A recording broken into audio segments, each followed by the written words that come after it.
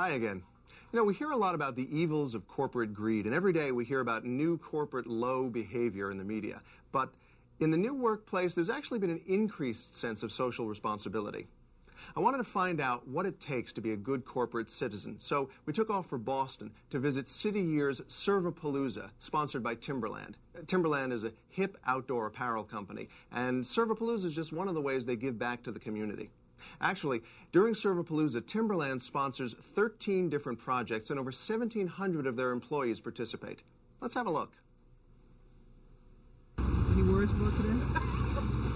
Any words? Yeah, I think it's great. I mean, it's nice to see a company that's pleasing its stockholders and the community.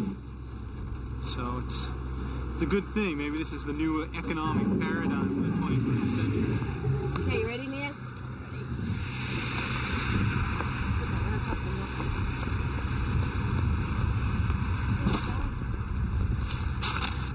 C-I-C-Y-Y-E-A-R,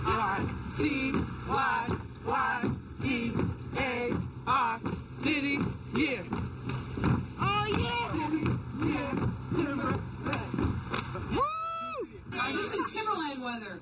So, my name is Elise Kleisa. I work in the Social Enterprise Department here at Timberland and work with the crew to help put together today's Servapalooza.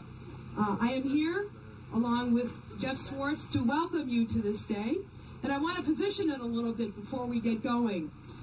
Today, over the next 2 days, we're going to have over 900 people work at over 20 different sites in 13 communities in New Hampshire and the Seacoast area.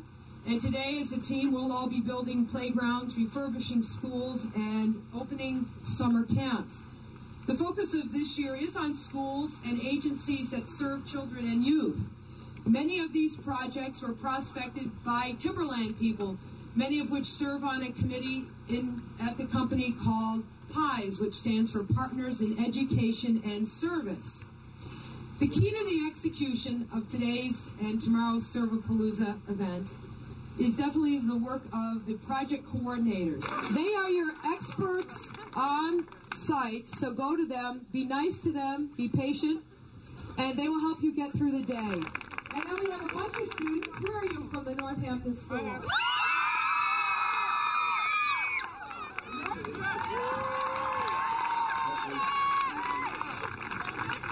Good morning, everybody.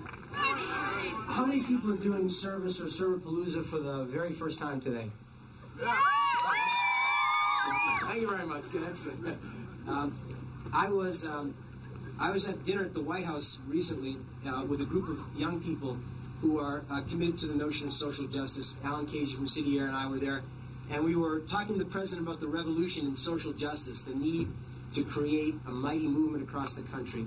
And we asked the president's advice, because when the day's done, he's a hell of a politician, and we thought he'd have a real practical point of view about revolutions and how they get created. And he said some very simple things, some very powerful things. I just want to share one or two thoughts with you. The one thing he said that I need to tell you is this is not yesterday's news. This is not seen it, done it, sure I know, service, we show up at Timberland, it's part of what we do. This is a very powerful statement that you show up today, not because of the weather, and not because of the different stresses in your life, whether you're a student at school, whether you're just coming off the heels of a sales meeting, or if you're just ready to get ready for another sales meeting. It's not just business as usual. It is not the case normally that people leave their schools or they leave their businesses and they stand together in a parking lot and say, you know what, we're going to make a difference in the seacoast of New Hampshire today. It doesn't happen every single day. It is a powerful statement that says this is not the flavor of the day. This is just not a nice and trendy thing. This is not what we do. This is who we are.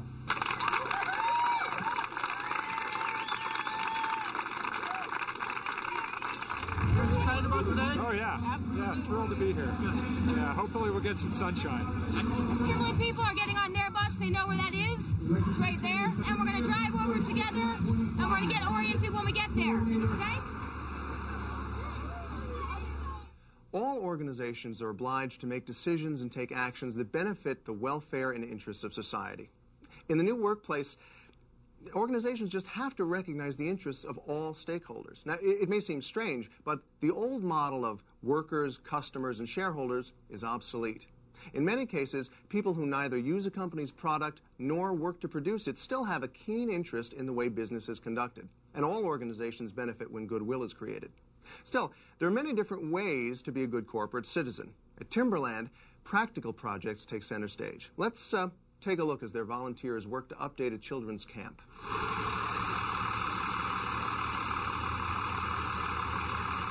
My name is Alex. I've met some of you, but this is a much larger group, so I want to introduce myself again. I am the Director of the Service and Civic Impact Department at City of Boston, and I'm also very good friends with Timberland. So I'm here sort of with them today, but with all of you as well. And this is going to be an amazing, amazing day. I think we're doing stairwell, handrails, doors, and we're just doing, you know, the pink section. And I'm assuming we'll go over the I like helping people. It's a good thing to do. That's it. It's tool time, baby! Heads up, heads up.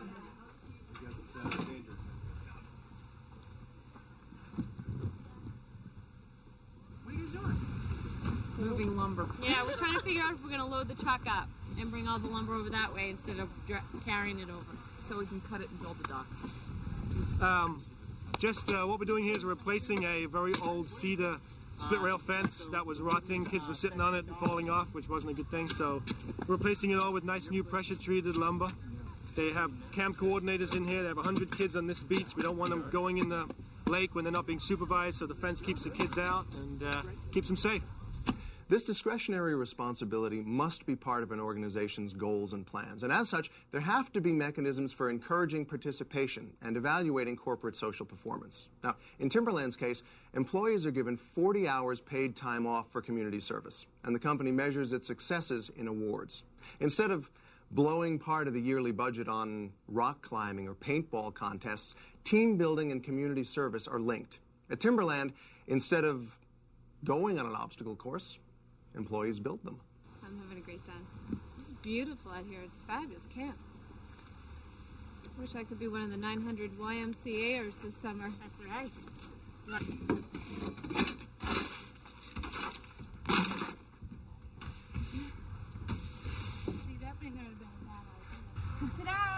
We tore all those terrible shingles off of the roof and pulled nails out and did all kinds of hard work. This guy Arvid's coming around the corner in the green. He's from Enterprise Rent-A-Car. He's one of the ones that works with us. To me, it's like when you start getting the service partners that way come in. Makes a huge difference because then it's not just us doing it any longer. It's also, you know, sort of spreading out to other companies. Dear Timberland, I understand that nearly 1,000 Timberland employees, business partners, City Year members, and New Hampshire AmeriCorps workers will go forth across southern New Hampshire to assist in over 20 community service projects. The simple beauty of community service is that giver and receiver are both rewarded. The Timberland Company helps make the initial introduction to community service easier. Since the start of Timberland's public service campaign, employees have contributed over 200,000 hours to community projects. With a commitment like that to the community, it's no wonder Fortune magazine voted Timberland one of the top 100 places to work 5 years in a row. I'm Scott Winters for Biz TV. Now get out of here.